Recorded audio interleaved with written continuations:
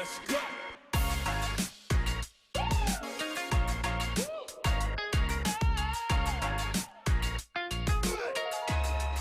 Realize this, but oftentimes corporate innovation looks like a corporation opening a fancy new headquarters near a college, followed by a hackathon or two, the end. But maybe corporations are doing more than that. Maybe they can, maybe they should, and maybe they will. We're going to talk about all of that on this next panel. Our moderator, well, I don't know. Is your bio now Shadow? Is that your bio, Brian? Our moderator's bio is in flux. Brian Sayre just started actually with Shadow, so we're really happy to have him on board, and he's going to introduce all the panelists while they have this conversation about corporate innovation. So let's just welcome them all, and we'll take it from there.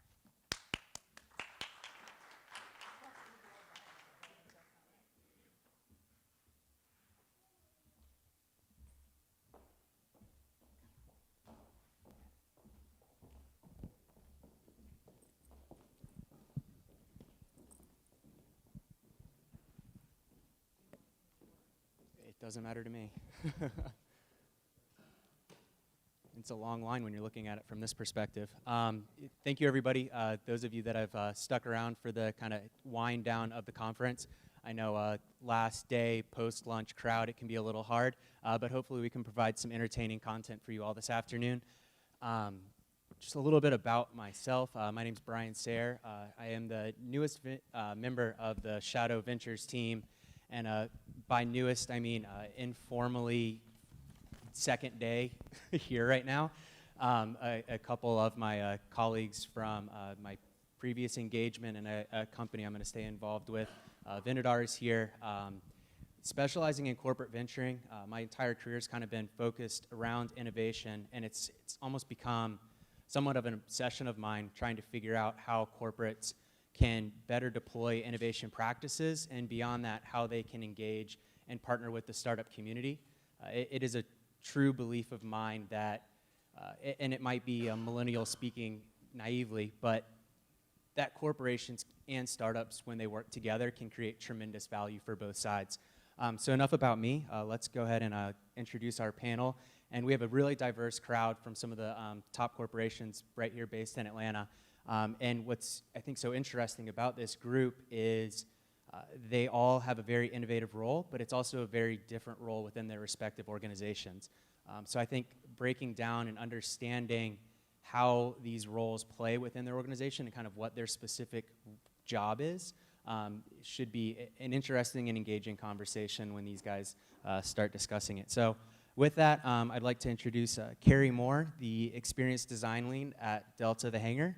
Will Thorburn, the Director of Clean Tech Strategy and Innovation at Cox Enterprise. Woody Falk, the VP of Innovation and New Ventures at Chick-fil-A. And our outside service provider, Casey Lett, the SVP of Innovation at 352 Innovation. Strategy, sorry. We had a last minute change. Casey was supposed to be Robert, so surprise. So I'm going to go ahead and just start off with kind of a softball for everybody. If you guys could just kind of go down the line, starting with Carrie. How is innovation defined at your company? And go ahead and introduce yourself and a little bit more about your background. Hey, so I'm Carrie, and I'm with Delta Hangar's Global Innovation Center. Delta has been practicing innovation for many years. Our Innovation Center is only 3 years old, but Delta's been practicing innovation well before that. And I think that is seen and is proven through our superior service that only increasingly improves over time. And my role at the Hangar is Experienced Design Lead. I think it's important to know that on our Hangar team we have designers, engineers, strategists, and researchers. So I lead the design portion of the team and all elements of design, from our design thinking processes to planning out projects and how the design flow of the projects will go, to even concept design, et cetera. Yeah. Hi, everyone. As mentioned, my name is Casey Lett. I'm the Senior Vice President of Strategy at 352. We are an innovation and growth company headquartered here in Atlanta. I am the co-founder of our innovation practice and also the co-founder of our innovation community called Off the Record. It's again based here in Atlanta with about 700 members, representative of corporate innovation, startup ecosystem, and education. And what my role is in the company and what the company is doing is serving Fortune 500 and Global 1000 companies on helping them find, build, and grow, ideally, their next billion-dollar business. And so our team historically had been very focused on product, had been very focused on strategy and new technology inside of companies. And about 3 years ago, noticed a shift that was happening in the ecosystem. It was the chief marketing officer, chief technology officer was now becoming the chief innovation officer, the chief strategy officer. And there was a strong need to go disrupt themselves is what we began to hear. And so really to understand that, created this community, practiced a little design thinking ourselves, going directly to the customers, and then built a practice around that. So excited to be here today. Hey everyone, my name is Will Thorburn. I'm a director of clean tech strategy and investments at Cox Enterprises. Have been at Cox for almost 9 years now, which feels like a long time. So you made a millennial crack. Like that makes me kind of a unicorn millennial that I've been somewhere for almost a decade. Background in strategy and M&A. What we're doing at Cox Clean Tech is actually pretty unique. And I think your question, Brian, was how is innovation defined at your companies? Cox is a big business, 120 years old, 21 billion in revenue, 3 major operating divisions of multi-billion revenue themselves. And so I think we probably have every flavor of innovation somewhere within that picture. For my role, we are trying to diversify revenue and free cash flow at the parent company level, and we're doing it inorganically and specifically in what we call clean tech. So to me, that means resource efficiency. And so we have and I'm sure we'll talk about this, but a pretty clearly defined path to build a multi-billion-dollar operating business to diversify at the parent co level. Again, my name is Woody Falk. I'm the Vice President of Innovation and New Ventures at Chick-fil-A. For our international guests, you may not be familiar with our company. We're a 52-year-old privately held restaurant company. We specialize in a boneless breast chicken sandwich, but we sell other things as well. We do have some smaller brands. My time with Chick-fil-A has been moving around the organization, leading functional verticals, including design, including a part of construction, operations, marketing, and new product development. But I'm in a role now, which is the best, where basically we're turning our talent into innovators. And we've got some unique practices to do that. We'll drill down into that in a few moments. But I did want to thank you for coming for the last session, because it'd be really lonely if you weren't here now. So thank you for coming. Woody, we're going to go ahead and keep it with you and let you keep rolling with that. I think Woody within Chick-fil-A has a very interesting job where he has to almost wear 2 different hats.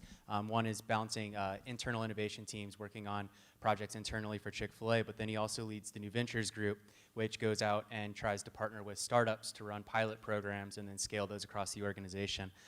So I'd love it if you could elaborate a little bit more on kind of what those 2 groups focus on and how, in your role as the leader of those groups, how you delegate different tasks down through that. And then the rest of the group, if you want to respond, how do each of you within your roles collaborate with other internal innovation teams or innovation teams within your organization?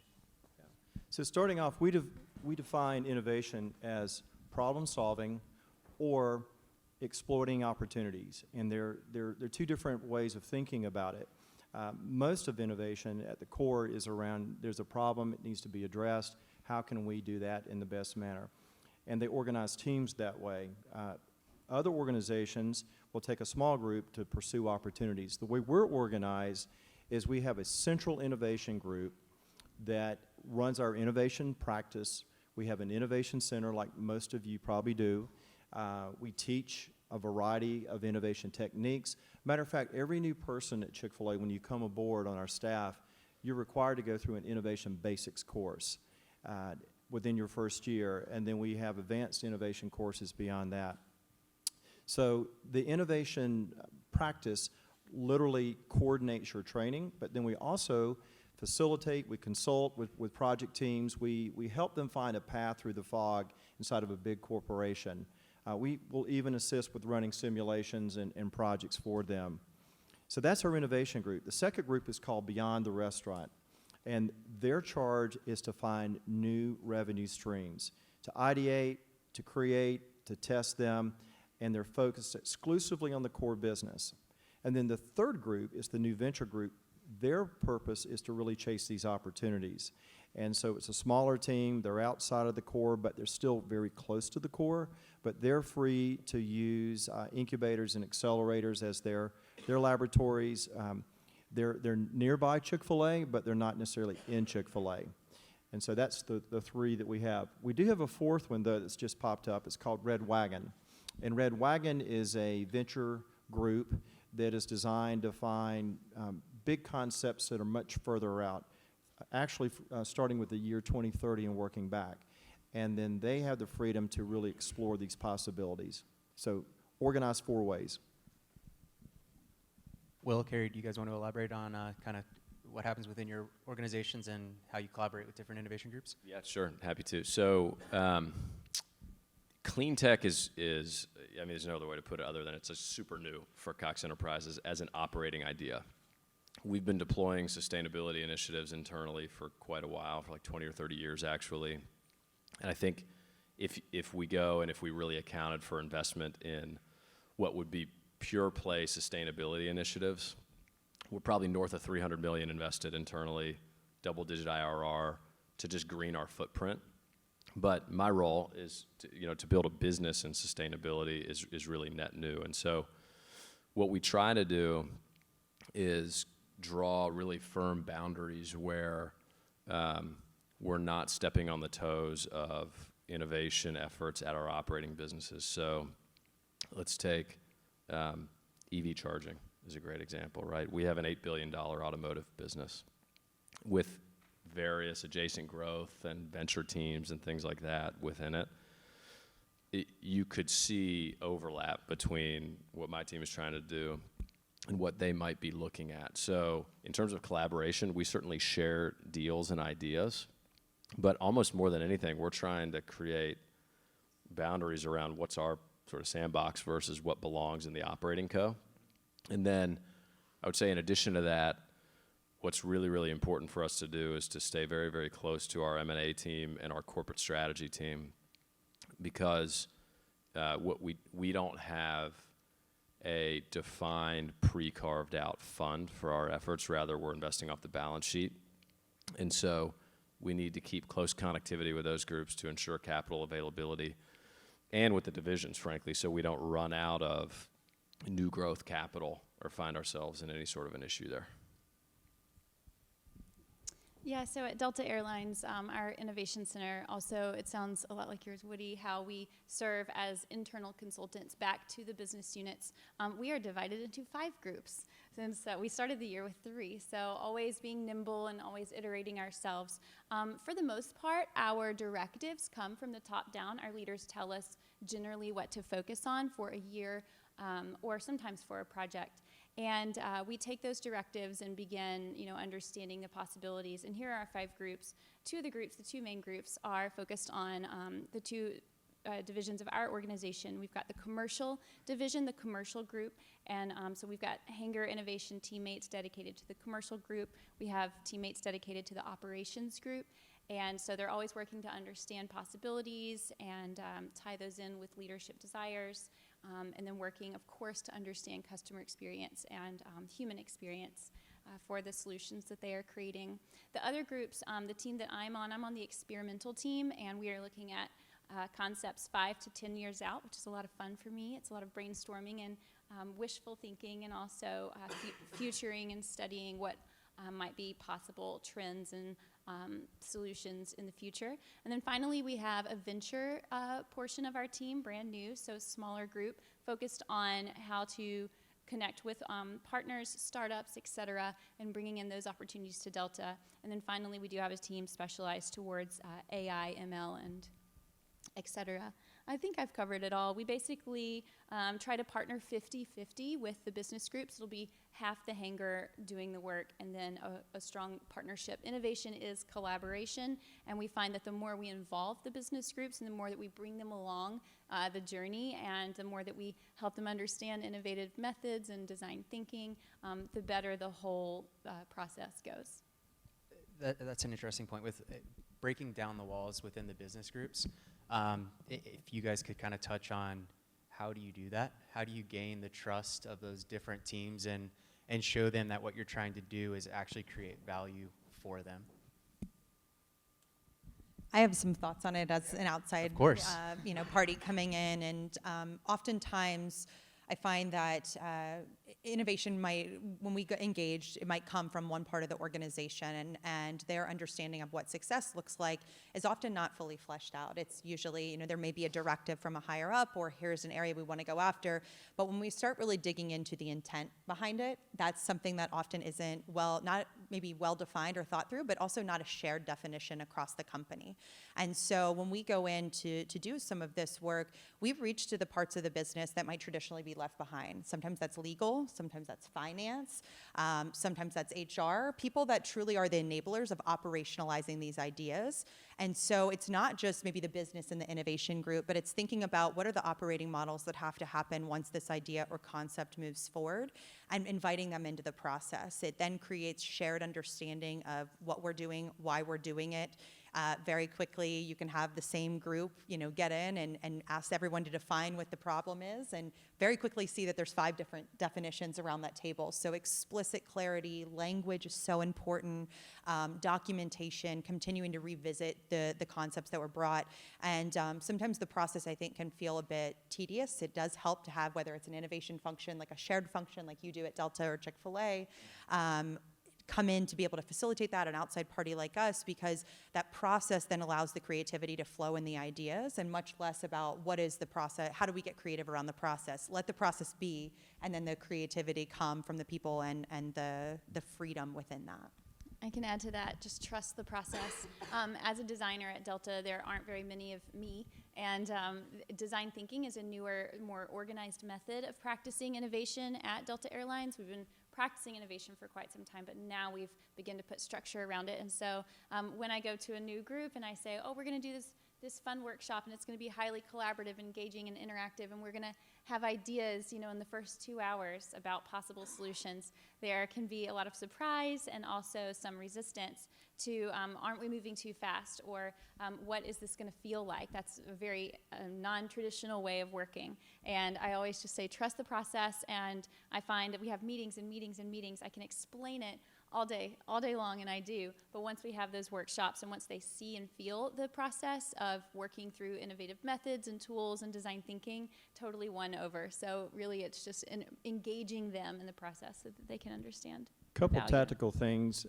We don't push innovation at our company. We use a pull strategy, and we really help the teams that are very much trying to solve something seriously.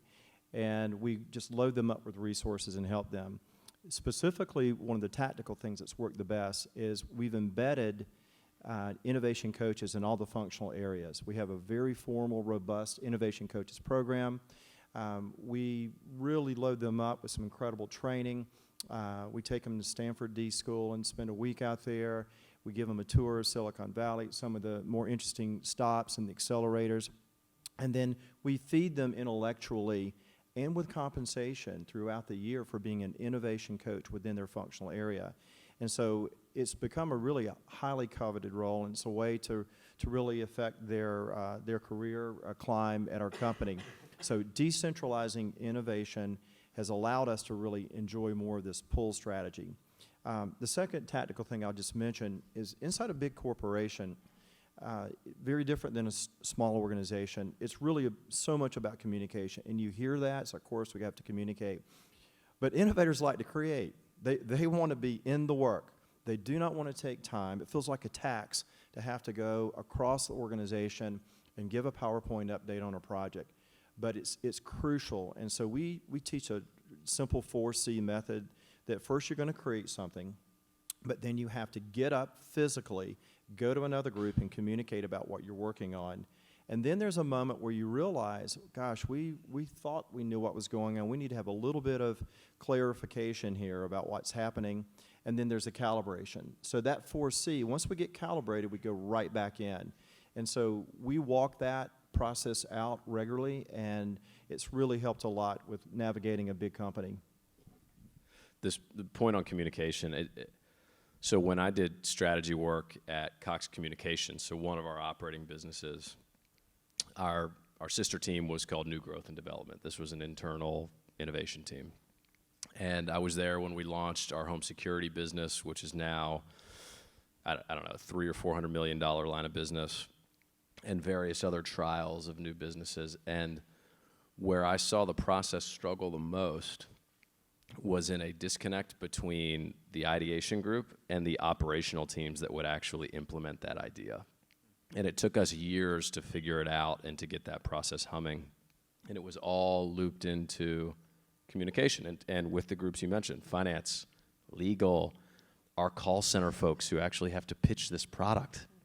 Like the folks thinking about innovation just think that like they want to plug it into the machine and then it just goes.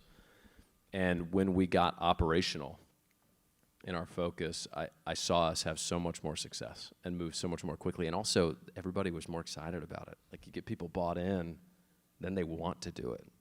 Yeah, one micro tactic here, and it's a great point. We kept running up into the legal wall, and we're working with startups, and we would squash them with non-disclosure documents and frighten most of them away. And so finally we said, well, why don't we just go and invite some of our corporate lawyers on our team? And so we did. We got them on a tour of duty for a few months. They began to understand how delicate they needed to be with startups, and we created an internal system where we can sign all our non-compliance documents within 24 hours, and we're flying. So that's a great point about cross-functionality. I often joke that my job is to protect the startups from the mothership and to protect the mothership from the startups. Like, neither really want to know what the other one's doing, right?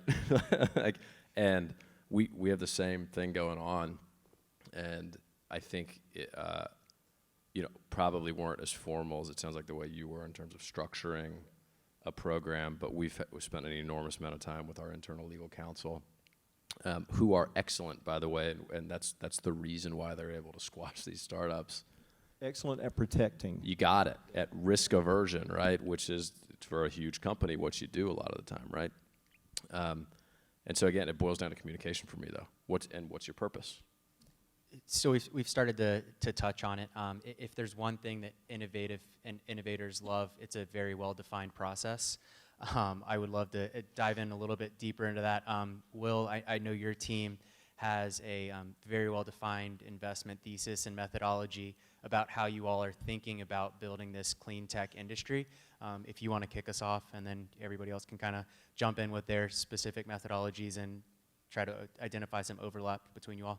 Yeah, sure, happy to. I guess maybe I'll start by saying I think my role is a little different than some of my peers up here, in the sense that we're really building inorganic growth versus innovating within the business. We have the great luxury of being privately owned, which affords us the ability to think really generationally, which is actually how we think for this business. We have a 2034 goal. So you mentioned 2030, Woody, and I think a 5 to 10 year horizon. So we think even further out than that, which is a great thing that we can do. And when we started this group, what we kind of sat down and said is, okay, the worst thing we can do is try to hit home runs on day one and strike out. And it's important in a big company like ours to keep momentum and to keep people engaged. And you don't want to have a big loss right out in the first inning. And so we designed a process that I think is working really, really well, that the easy way to describe it is crawl, walk, run, where we said, okay, let's first get really smart in these clean tech sectors. So we cover food and ag, water, and energy. And so let's dive really deep into those sectors.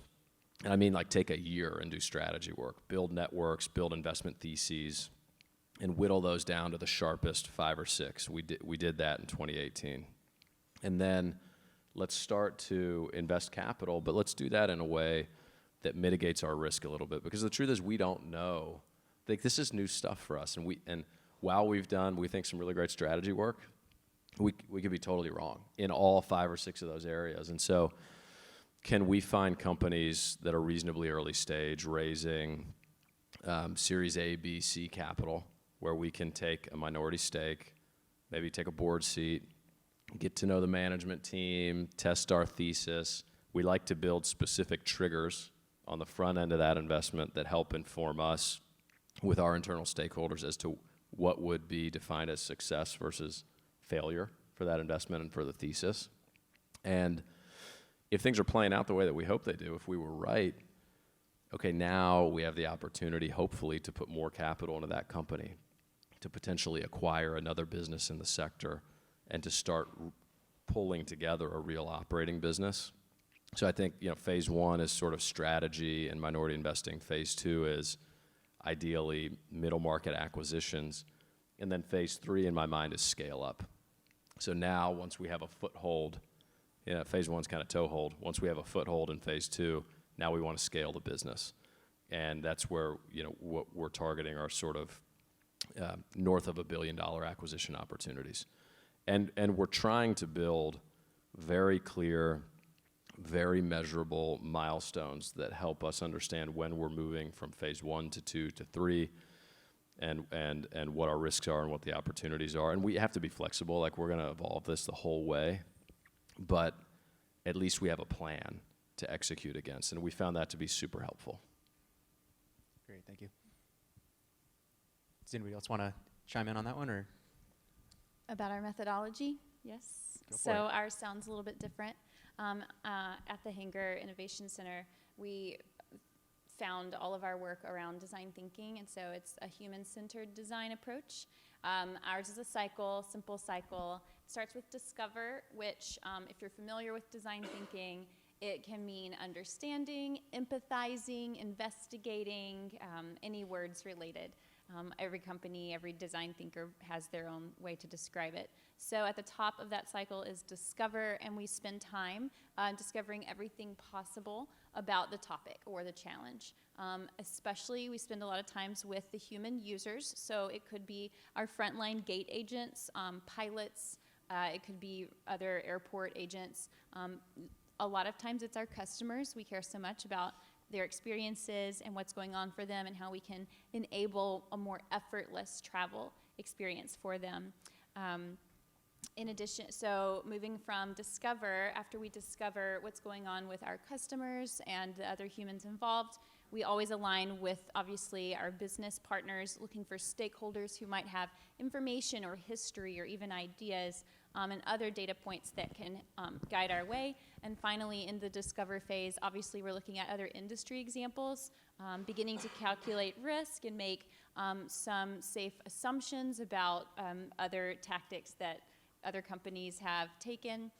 So moving on from discover, after we've learned a tremendous amount about a topic, we move into design. And we've got enough data and enough information swirling at that point to begin low fidelity design.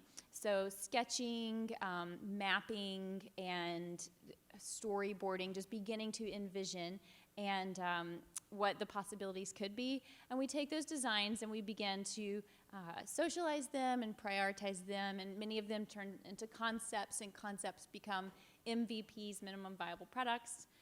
From design, they move into deliver, where we test the proof of concept or the minimum viable product in a market setting in a small way so that we can just understand what's going on. And then finally, whatever the response is there, we can choose to let it go, to off to the business group, hand it off to the team in need, or we can begin that cycle again if we are surprised by the results and found something unfavorable or something that could be improved. Thank you. There's we do a very similar process using design thinking. I would say I'll go a little bit further upstream, thinking about some of the people in the room, specifically from the startup side. When we engage with a company, a lot of our process starts with, it's a proprietary model, but it's around innovation intent. And so what is the why behind it? And so for us to come in really, and you think about it as an outside party, and many of you would be startups as an outside party coming into a corporate culture, understanding what's important to them. So I often hear, oh, we're opening up a lab. Okay, that is a way to do it, or we're doing corporate venturing, or we're having an internal innovation function. And then you ask about what the outcomes are. And so we're opening up a lab. What is your goal? Our goal is that we want to have $2 billion in new revenue, for instance, okay? What are you doing? Well, we're going to open up on a college campus, and we're going to put half of resource, and we're going to give, $25,000 to get started. But we want $1 billion return. Well, I don't know any company that has invested $25,000 and got $1 billion and put 2 interns on it, and that probably is not the outcome of what a lab in that environment would offer. Maybe it's talent development, maybe it's exposure to new thinking or university relations. So helping them think through not only the ways in which they're going to do it, but the why behind it. What are the outcomes? And then very clearly, you almost have this rubric that then begins to say, if this is your outcome, then we would do these things. And so as an outsider coming into some of these companies, I think that, doing the work and in those conversations so that they don't squash you, because it's very easily can happen. And I think that corporates have the responsibility to do that due diligence to create an environment that they can get an NDA done in 24 hours. But I think that startups, or smaller companies coming in also have to recognize that you're not dealing with another startup. So what are the ways in which you begin to engage that help you get the outcomes you want? And then the second piece, I would say the only iteration on the design thinking piece, because we do a very, very similar process when we're actually engaged, is instead of minimum viable, we've started focusing on minimally awesome, which is a very common term you'll hear. But the reason I say that is that we focus on high levels of desirability. Finding if we can, viability and feasibility, yes, those are things, but if I only focus on, is it feasible for our business today? Is it viable with the technology we have? I might be missing an opportunity to really surprise, delight, meet my customers, and that can be B2B or B2C, wherever they are. So focusing first on desirability, understanding that user there, then we go into more detailed design or feasibility work in which we find out the how it might come to life. Chick-fil-A is very similar. We use our version of design thinking and all the tools, Scrum, Agile, everything. What I wanted to point out, though, is this nuance between creating something in an innovation space, make it yourself, and the cycle time that requires and the resources versus curating solutions through outside partners. And we have learned in more recent times the power of just joint collaboration with startups exclusively on some bodies of work, and quit trying to just create it in our own world. We do both, but we're getting further faster by really being active around not just the U.S., but the world. We have listening posts now in 3 other countries where we begin to hear things, kind of low pinging off the radar that a trend's coming. And then we begin search. We literally have a research team that begins to say, let's learn a little bit more about that. And then we find out that there are people who are already starting to engage around that trend or that topic. And so by the time it shows up in our industry trade press, it's already moving, and we feel we're behind and we have to go create a response. So just a lot of power around curating an existing solution instead of trying to create one yourself. Thank you. Woody, you started to touch on this, so this next question I'm gonna put towards Casey and Carrie. Within your organizations and around design thinking and the conceptualization of different innovative solutions within your organization, how do you push those through to action so that the business units that asked for it are deploying the solutions you put all this work and all this effort behind? I have some thoughts. Feel free to go. I have plenty. So a surprising amount of my time is spent storytelling and communicating. That's surprising because, much like it's been mentioned, I'm an innovator. I want to make things, and I want to hand it off, and I want it to become the thing it was meant to be with the team it was meant for, and that's just not how it works. So I have learned to communicate to my stakeholders for them. So revenue management wants to hear one thing. And my consumer insights group wants to hear about NPS, and my VPs want to hear about metrics and data. So I've learned to do my work, do my research, find the moments that matter for the audience that I need to present to, and attempt to convey, because it's most important to me in my work, the human experience, even if the solution is a highly technical, really impressive, piece of future technology. I want to talk about how the human benefits, because that's where the value is. We can come up with tech solutions all day long, but if they're not serving anyone, then it's a broken solution from the beginning. So, yeah. Thank you. Thinking about the operationalizing of these ideas and concepts, especially when oftentimes we're an outside partner that's helping facilitate that, that can be a blessing and a curse. It can be a blessing because you are able to say and point things out that maybe internally would, wouldn't have the liberty to do. That's why they're paying you to come in. On the other side is you are an outsider. It wasn't built here. You don't understand how difficult this person is to get it through. And so it's finding that balance and really getting to understand a company's DNA and understanding which of those is your blessing or your curse. I think that some of the things that we do very tactically are understanding what it means to carry an idea forward, what it means in that organization to run a business, what are the things that are important, is it revenue driven, is it, are we focusing on the P, are we focusing on the L, do we just need to lose less money, is that a win? And being able to understand the DNA of that organization and then building the actual innovation case. You talked a bit about the talent aspect of it, of developing the people, and I think of an example, we have a collab that we run with Nationwide Insurance, and we're focused with them on really, disruptive innovations independent of their insurance or financial business. And one of the things as this has been a learning experience as they're building this out, and we recognize that coming out of the innovation, the pilots, or the development of that and the running of a business are very different. And so just because you might have somebody that's attached to this idea that, it was their baby, right? And like you said, you like to build it and hand it off. I'm similar in this fact that I really like to build something. I'm not always the person that wants to run it. Recognizing that there's sometimes, and I know that some of the folks over in Cox Communications, your venture group, they actually have that model in which let's go chase the next thing because we're really great at building. And so I think that recognizing within a company that, and maybe you need a GM function for the running of it, and that where you would source that, maybe they're not from corporate, maybe you're bringing in a startup.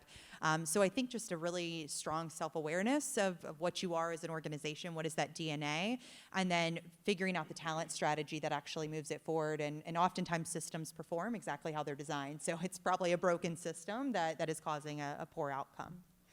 And I think you need a C-level champion. So, and you mentioned chief strategy officers and specifically CSOs that are not reporting to like the CFO, but they actually have a seat at the table. Having that champion, and for me in clean tech, it's our CEO, Alex Taylor. He is hell-bent on building a business in sustainability. Like, he's gonna do it. And so it gives you the oxygen to go and innovate, and it also gives you kind of the oomph to then plug that into the organization. That was a really important thing for us at CCI with the team you're talking about. So we have an interesting dynamic on stage with private versus public company. And I think, Will, what you were just touching on is an element that definitely plays into that with the exposure to executive leadership. I was wondering if you guys could kind of just, we're running out of time here, but kind of quickly play off what you guys notice within your respective organizations and maybe what you observe from the other side.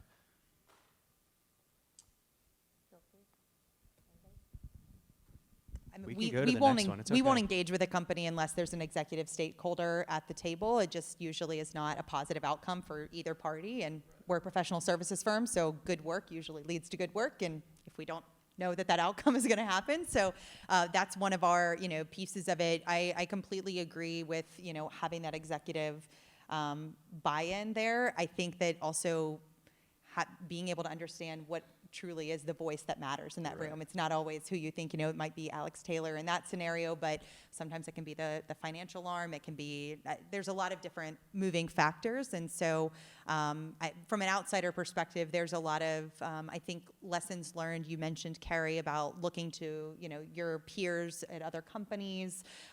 One of the roles I think that we bring is the fact that we have exposure to a lot of different operating models. And so being able to hopefully de-risk some of this decision making by bringing the war stories or skin knees from other experiences and saying, hey, this might be a way to navigate that. So I don't know if that gets to your question, No, but definitely. that's the And position I'm that glad we you take. answered it as an outside provider because you actually work with both sides. So Yeah. probably the best perspective. For What sure. I tend to think of, I typically share the fact that we are private as an advantage that I have, right? And I think that it is, and specifically as a clean tech investor, which is a reasonably new sector. There was Clean Tech 1.0 where a bunch of venture funds got blown up 10 years ago and lost their money. And I think we're kind of in Clean Tech 2.0 today. This is a new space, and we have to be able to think really long term. And what I find in talking to the investor community around these types and startups in this space is that they struggle in terms of appeal to folks with shorter time horizons. So I love being private from that standpoint. I do think that if I'm being honest about the other side of the coin, we have less pressure around crisp, fast decision making because of exactly my first point. And so our communication loops, decision-making processes need to be super crisp.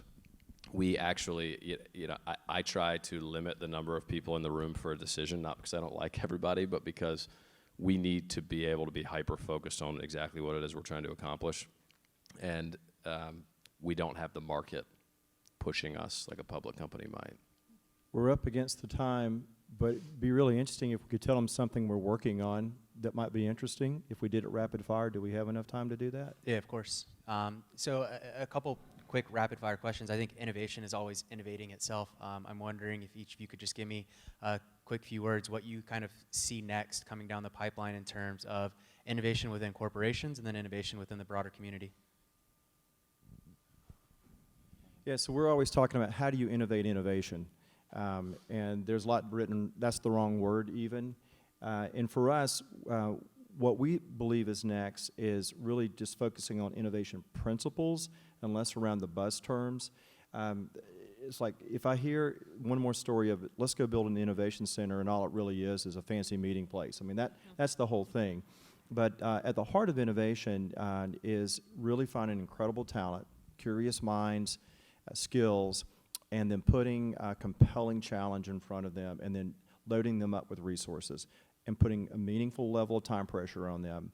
And so it really is kind of like back to the basics of that premise. That's what we're doing, is we're just stripping it down to simple innovation.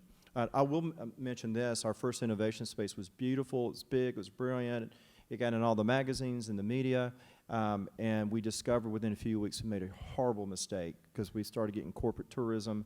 We couldn't get any work done, and we had to go into a generic building off campus just to get innovation done. And the folks who were in there needed to go speak to everybody in the company. Yeah. So there's a principle. I actually would mimic the exact same thought. I think what I'm seeing at Cox Enterprises and within our operating businesses is I'll call them legit innovation efforts, whether it's inorganic diversification like what I'm doing or organic innovation like we were doing at Cox Communications when I was there. The ones that are blessed and have real C-suite stakeholders are getting stripped down. Incentives are being reshaped, both with the carrot and the stick. And it's looking more like what I would expect to see innovation in a startup looking like, where there's real risk and real reward. I think the corporate methods have struggled in the past, at least to some extent, because there's always a big safety net. This is the reason that startups always have tended to out-innovate big corporates, is because they were hungrier, in my opinion. We're recreating some of that hunger, I think. I'm really fascinated by the talent aspect of it, so it does build on what you were saying, but different incentive structures, so bringing in people that truly get an upside of what they're building. Sometimes I get, somebody will say, I'm looking for XYZ person to come do this, and by the time they tell me all the things they're doing, I'm thinking, and what upside do they have there? Why wouldn't they just go build that themselves? And so I love the fact that I think that there are getting to be some creative ways in which corporates are willing to maybe share some of the reward in that. And I'm really keen on the conversations. I was having one this morning around diversity and talent and diversity in thought and how it plays in innovation. I think that a lot of times you would see in some of these centers that are being created very traditional backgrounds that were coming together. And one thing that I've noticed in our own company is that a lot of times the innovation rock stars, so to speak, people that are very successful at getting buy-in or driving ideas forward or bringing diversity of thought, are not maybe what you would write on paper if you were in a big corporate and going to seek someone. Storytelling, you mentioned, like we have so many people that come from a journalism background. There's a natural curiosity that comes there, a really powerful storytelling component that make them incredibly effective. Investigative journalism and kind of detective work actually has been somewhere that we've seen that. So there's just, I love that aspect of it, and I'm fascinated by it, and incentive structures that go along with it. And I think it's getting away from maybe the big shiny objects, and it's actually truly what are the things that are going to make it different. When it comes to how do I see innovation innovating in the future, I really appreciate the model, Woody, that you and your team are practicing. I see innovation as a function throughout a corporation, having innovation coaches or innovation catalysts spread throughout the organization.